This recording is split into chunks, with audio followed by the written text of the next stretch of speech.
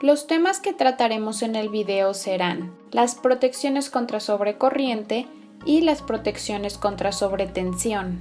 Tenemos dos diferentes tipos de protecciones eléctricas que es necesario incluir en nuestro sistema fotovoltaico, que son las protecciones contra sobrecorriente y las protecciones contra sobretensión. Una sobrecorriente se da cuando se tiene un exceso de corriente. Puede ser causada por una sobrecarga o un cortocircuito. El propósito de las protecciones contra sobrecorriente es proteger a los conductores y a los equipos. Para cuando detecte una corriente mayor a la de su capacidad, este dispositivo se abra, deteniendo el flujo de corriente para evitar daños. Por eso es de vital importancia que estén dimensionadas correctamente, porque si escogemos un interruptor o un fusible de mayor capacidad al que necesitamos, puede llegar a dañar nuestros equipos o a los conductores porque pasa más corriente de la que debería, y si es más pequeña se estará botando la pastilla o quemando el fusible constantemente. Se tienen dos dispositivos más comunes para proteger un sistema contra una sobrecorriente, que son los fusibles y los interruptores termomagnéticos. Los fusibles son un dispositivo utilizado como protección contra sobrecorriente. El funcionamiento de los fusibles es muy sencillo. En el interior de los fusibles tienen un elemento conductor por donde va a fluir la corriente, pero cuando detecta una corriente superior a la de su capacidad, este hilo conductor comienza a derretirse, porque una sobrecorriente genera calor, entonces se derrite hasta que se corta el flujo de la corriente. El tiempo que tarda en cortarse la corriente dependerá de qué tan grande es la corriente. Una de las desventajas de usar fusibles es que cuando se queman es necesario reemplazarlos. Se tienen diferentes tipos de fusibles para corriente directa o alterna y con capacidades de corriente y de tensión diferentes. En caso de sistemas fotovoltaicos se suelen utilizar fusibles para uso fotovoltaico, ya que son para corriente directa. Si requieres instalar fusibles para tu sistema, te recomiendo que siempre preguntes a tu proveedor de confianza, el cual te va a recomendar de acuerdo a las especificaciones de tu sistema la protección ideal. Recordemos que antes de instalar un fusible es importante verificar su continuidad. Y también si se encuentra en operación el sistema y se requiere verificar la operación de los fusibles, se debe de apagar el inversor, porque al abrir el portafusibles con carga eléctrica se va a generar un arco eléctrico y se puede llegar a dañar el sistema y a las personas que se encuentran haciendo la operación. Después tenemos otro dispositivo que se utiliza para sobrecorriente, que son los interruptores termomagnéticos, muy conocidos como pastillas o breakers. Estos normalmente los utilizamos para la parte de corriente alterna.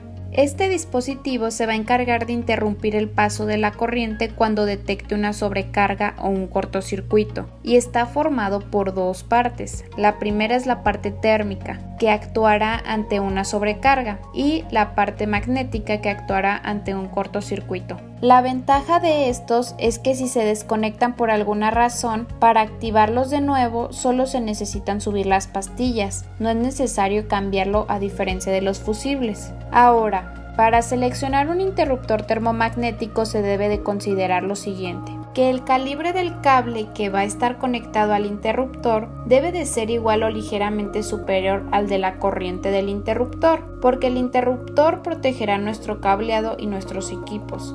Entonces el cable necesita soportar la misma cantidad de corriente que el interruptor. También debemos de considerar la curva de disparo. Dependiendo del tipo de curva que tenga el interruptor será el tiempo que tardará en desconectarse, y el tiempo que tarda irá en función de la corriente que lo atraviesa. Es decir, entre mayor sea la corriente, se desconectará más rápido.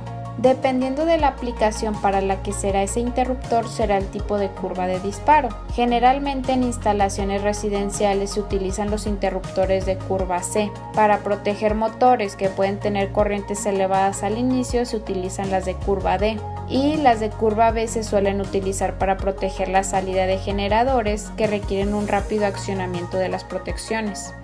Por último, es importante verificar que soporte la tensión que estamos manejando. Por ejemplo, si estamos a 220 o 480, es importante que el interruptor maneje esa tensión también. Las protecciones que utilizaremos comúnmente serán las de curva C. Para definir la capacidad de la protección de sobrecorriente, se puede calcular con el artículo 698A1 y con el 698B1, como vimos en el video de la NOM 001, artículo 690. Es importante que para un sistema fotovoltaico interconectado, el interruptor termomagnético para alterna debe de ser bidireccional. Como vimos en el artículo de la norma 705.12D5, los interruptores automáticos sin marcas de línea y carga son evaluados para ambas direcciones. Después tenemos protecciones para sobretensión, que es cuando tenemos un exceso de tensión. Estos se encargan de disipar la sobretensión a tierra física para evitar dañar nuestros equipos del sistema.